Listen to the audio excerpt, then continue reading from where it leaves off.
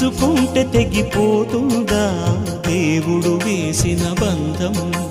తెలుసుకో నీ జీవిత గమ్యం, పెంచుకోమానుబంధం. 7 అడుగులు నడిచిన వాడే 7 జన్మలు తోడుంటాడు.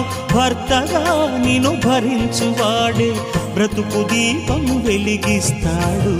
అతని హృదయం నాటి చెరామి, అగ్నిహోత్రమే అందుకు హామీ. అతని హృదయం నాటి చెరామి, అగ్నిహోత్రమే అందుకు హామీ. తెంచుకుంటే తెగిపోతుందా దేవుడు వేసిన బంధం?